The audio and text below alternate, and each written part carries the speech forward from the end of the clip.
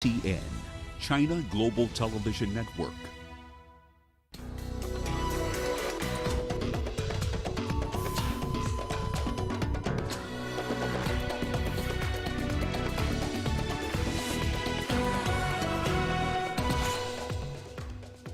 Hundreds of thousands marched to Sudan's presidential palace in protest against the military takeover.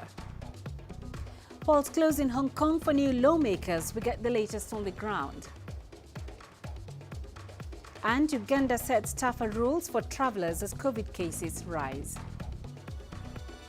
This is Africa Live. Hello and thank you for joining us. I am Peninah Karibe. Also coming up this hour, the Dakar Fashion Week takes place under baobab trees to promote inclusive fashion. And African champions Algeria beat Tunisia 2-0 in the FIFA Arab Cup final in Qatar to claim top honors. Let's begin in Sudan, where thousands of people marched to the presidential palace in the capital Khartoum on Sunday.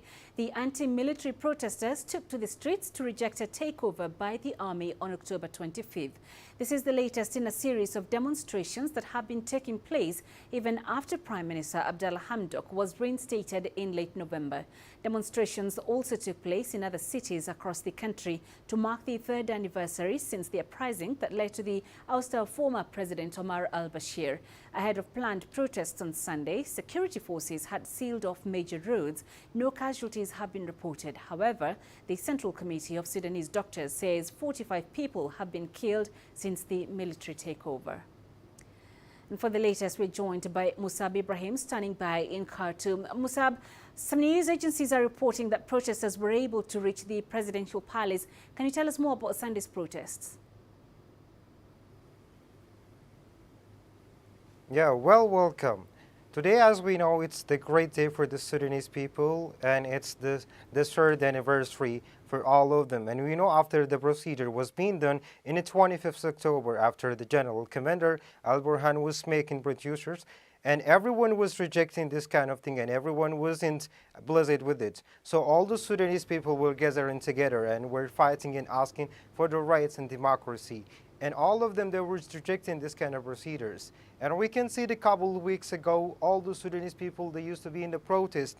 Every 2 or 3 days, they go on the street asking for the rights and democracy, and they're refusing to be negotiate or to be in any kind of dealing with the army first. So today was the big day for them, and it was the anniversary day. And we can find there is a lot of Sudanese people. They come from cities. They come from many different states in many different way of transportations. And many people, they came in foot. It was something was amazing. And we can find today is like was not a normal day. So the protest start from 1 o'clock after all the army and all the police close all the bridge and close everything and close the market. And it was an off day for all people, no employees, no anything. It's an off day in Sudan. So all people start in demonstrating and gathering from many different points in the Khartoum. And all people are trying together, and they moved and they crossed the bridge, and they were fighting against the army and the police. And they let them go and went to the presidential place from the south side. The people was there asking for the same question about democracy and rights and no negotiations. And they want a civil government. Right. So are there any indications that authorities might give in to the protesters' demands?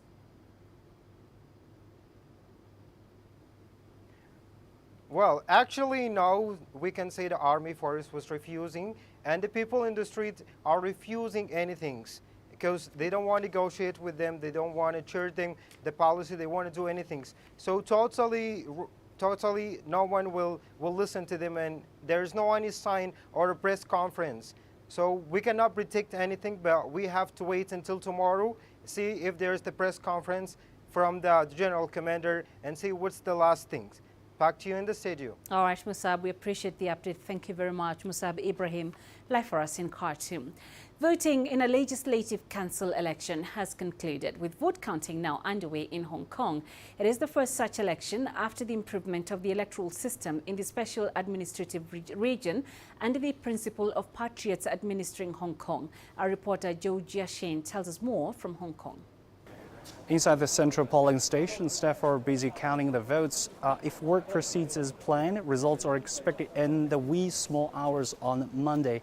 In Hong Kong, a press conference by the Electoral Affairs Commission chairman is expected at around 12:30 a.m. Earlier, he said voting at Hong Kong's nearly 630 polling stations had been going smoothly throughout the day.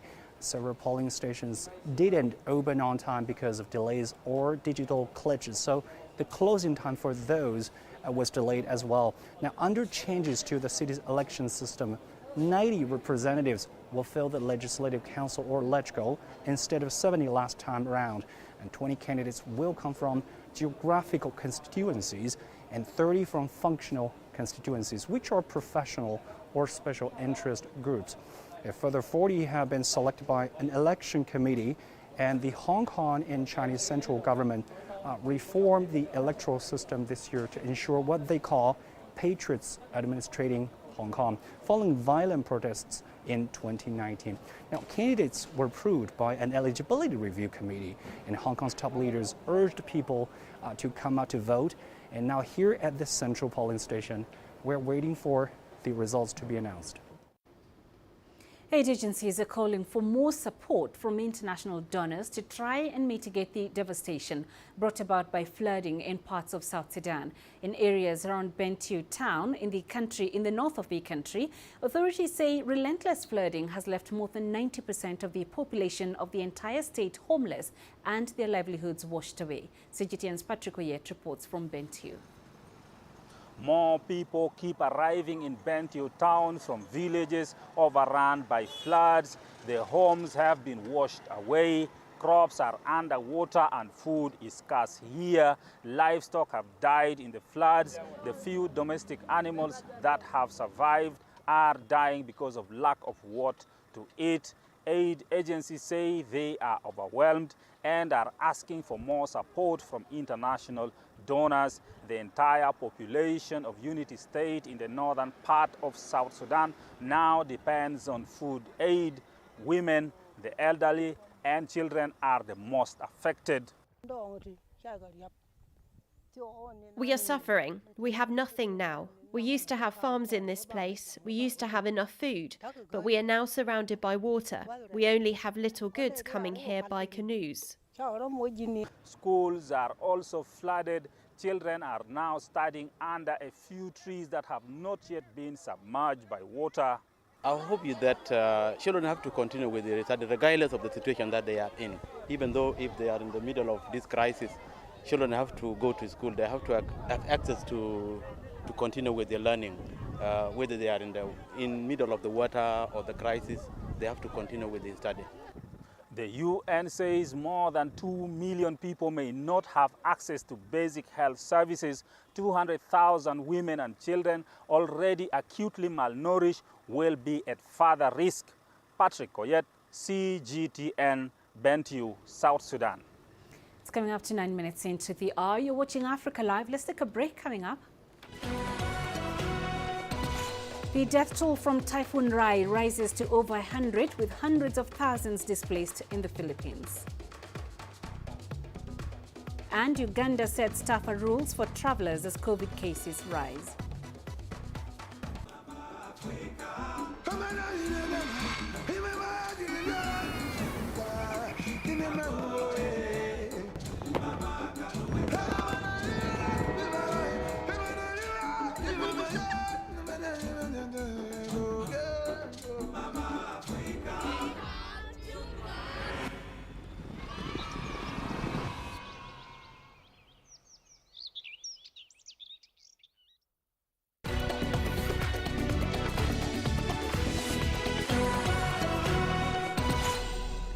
The death toll from Typhoon Rai that battered the Philippines has climbed to 144. The strongest typhoon to hit the country this year smashed into southern and central parts on Thursday. More than 700,000 people were affected. The island province of Bohol is among the hardest hit, and its governor says they have only reached out to fewer than half of the mayors. Cleanup and reconstruction operations are currently underway. As Omicron spreads across the globe, the UK's health minister says 60% of new cases in England appear to be the Omicron variant. It's hard to say with any kind of certainty what's the total number of infections, but we know from all this data that they are growing significantly in the community. So, for example, we know from a test called S-gene target failure, which is basically a proxy test for Omicron. It's a lot quicker doing that than the sequencing. We know that it's currently running at around 60% of all cases, all new cases in England overall. But opposition against further restrictions is growing. More than 100 lawmakers from the government's Conservative Party voted against the latest COVID measures. The Brexit Minister Lord Frost resigned today. Europe is intensifying its response to a growing surge in cases fueled by the Omicron variant. The Prime Minister of the Netherlands says his country is going back into lockdown. It's the first EU state to impose tough new restrictions ahead of the winter holidays. All shops, restaurants, museums and schools will be closed starting Sunday. Italy is considering new measures to avoid a surge in COVID-19 infections too. A senior health official says some measures, such as making masks compulsory even outdoors, could be taken soon. Earlier this week, Italy extended its COVID-19 state of emergency to March 31st. Ugandan authorities have announced that mandatory testing will be conducted via land border points. The targeted borders are those with Kenya, South Sudan, Tanzania, the Democratic Republic of Congo and Rwanda. Officials say the decision is stemming from the need to check a rise in infections caused by variants of Omicron imported from neighboring countries. The cases were detected among travelers who arrived through the Entebbe International Airport. Previously, arrivals via land borders were only required to show a valid negative PCR certificate from an accredited lab. So far, 25 cases of the Omicron variant have been reported in Uganda. Meanwhile, Kenya says its COVID-19 positivity rate is at 23% amid ongoing community transmission of the Omicron strain. Kenyans have been urged to get vaccinated and continue to observe prevention guidelines. Many Congolese citizens are looking forward to celebrating Christmas with family and friends this year, following the government's easing of coronavirus restrictions. Last year, the government banned large gatherings and ordered the closure of bars and nightclubs to prevent the spread of COVID-19. But a drop in infections has led to the easing of restrictions. CGTN's Chris Chamringa sent the following report from Kinshasa. It's that time of the year that the DRC capital Kinshasa sparkles and shines. The festive season is a big deal here. Music and dancing is an integral part of how Congolese celebrate the season. Last year, the onset of the COVID-19 pandemic prompted the government to impose tough restrictions, which prevented many people from celebrating Christmas in their traditional way. But this year, it's different. There won't be a lockdown, just a curfew and the compulsory wearing of masks. In 2020, it was difficult for us to celebrate Christmas because the government imposed a lockdown. But this year, the restrictions have been eased. We will wear our masks when we are out celebrating. Everyone should know that COVID-19 exists.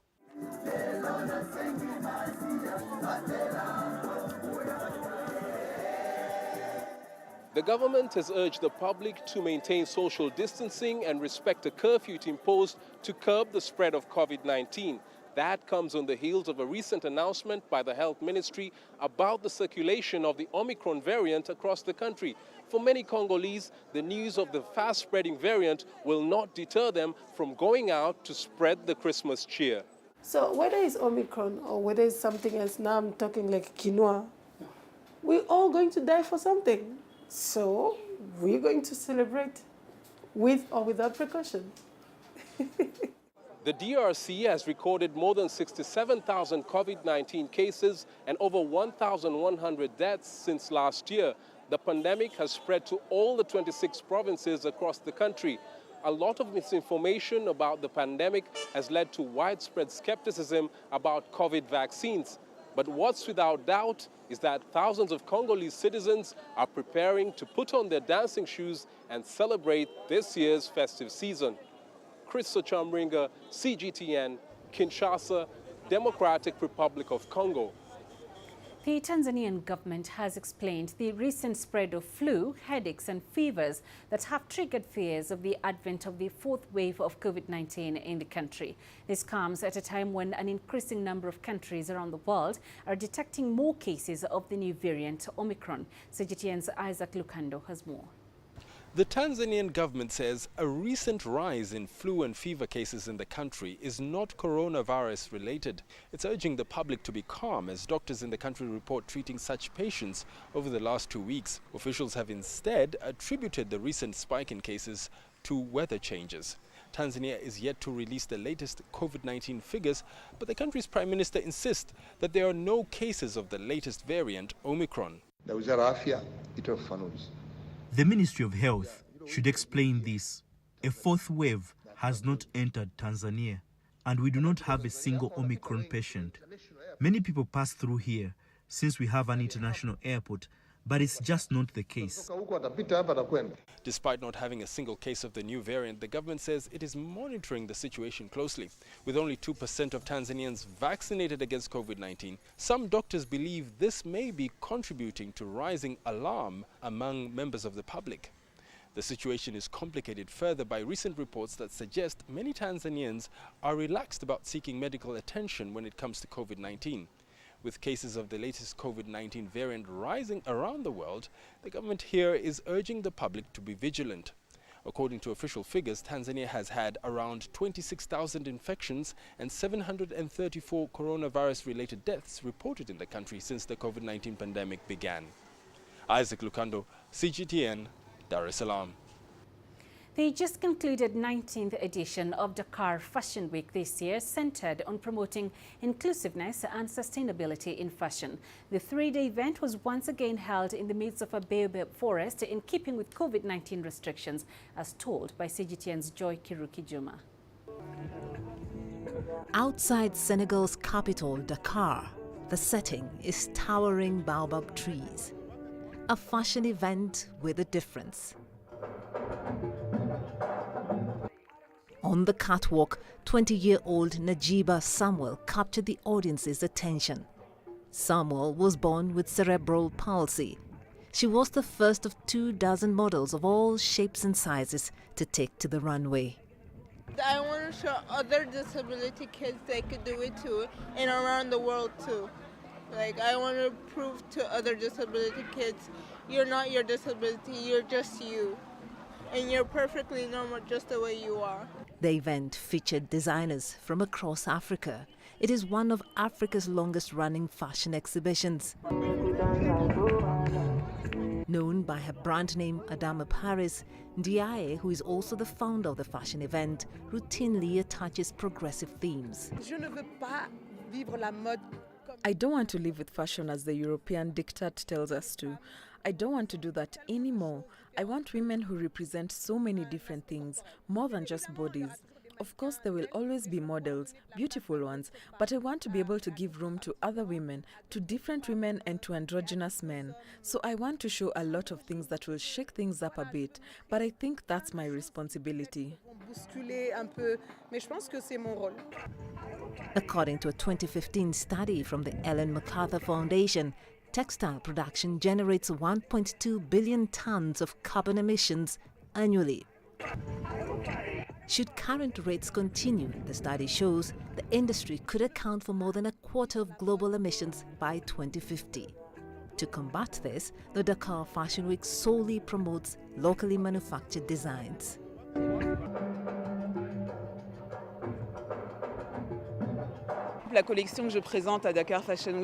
The collection I'm presenting at Dakar Fashion Week is called Into.